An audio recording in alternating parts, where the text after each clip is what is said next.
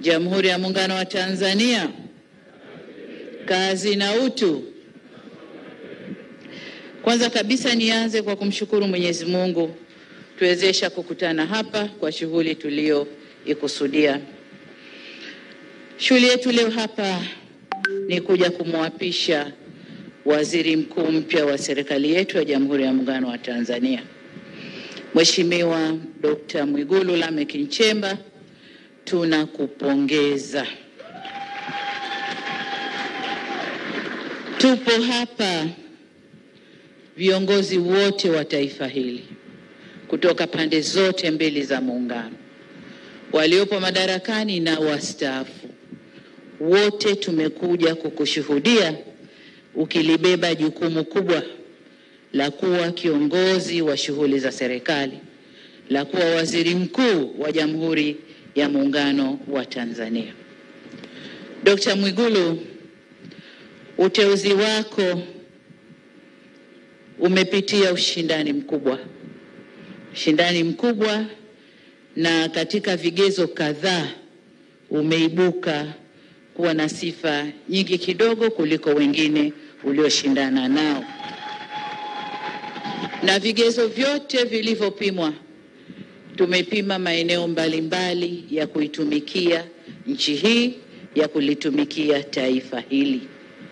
Kubwa zaidi ni wa kutumikia wananchi wa Jamhuri ya Muungano wa Tanzania. Narudia, wa Jamhuri ya Muungano wa Tanzania. Kazi zako na maelekezo yote yamo kwenye katiba, lakini nimekukabidhi vitabu vinavyoeleza majukumu yako na mambo yote ambayo unatakiwa kuyaangalia. Umepokea kijiti kutoka kwa waziri mkuu mstaafu ndugu yetu Mheshimiwa Kassim Majaliwa, ambaye amefanya kazi nzuri kufanikisha tunayotamba nayo leo.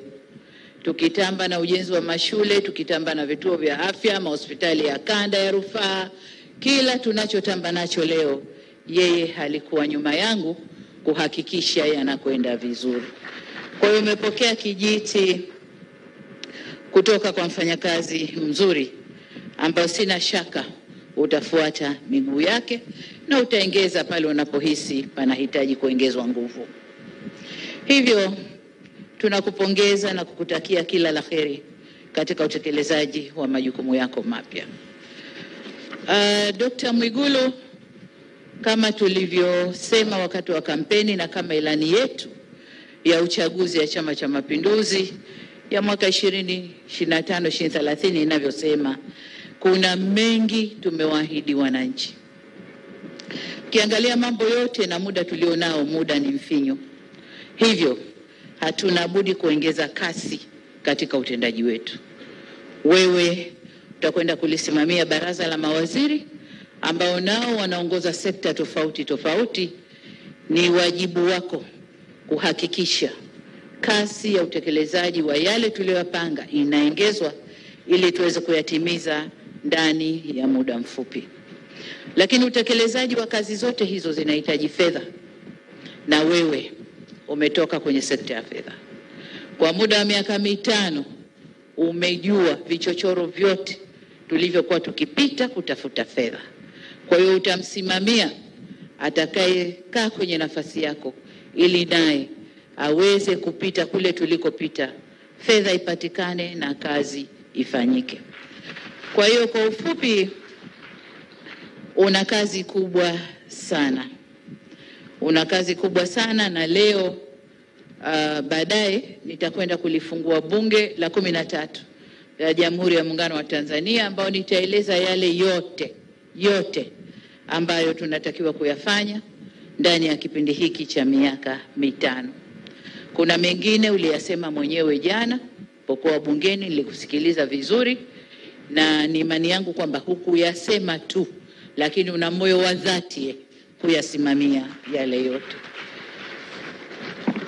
Kwa hiyo kama nilivyosema, tukutakie kazi njema. Mzigo huu si mdogo, na kwa umri wako, sijui Kassim aliingia akiwa na miaka mingapi, lakini kwa umri wako mzigo huu ni mkubwa.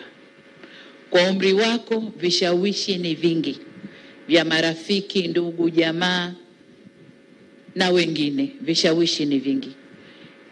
Nafasi yako ile haina rafiki, haina ndugu, haina jamaa. Ni nafasi ya kulitumikia taifa hili. Kwa hiyo nikutakie kila la heri katika utumishi wako, na mengine tutaelezana kwenye vikao vyetu vya ndani pamoja na baraza la mawaziri. Nikutakie kila la heri, na walioko hapa wote wamekuja kukushuhudia tukikubebesha mzigo huo, na umetuthibitishia jana kwamba unauweza na utakwenda kufanya kazi. Nakutakia kila la heri. Asante sana.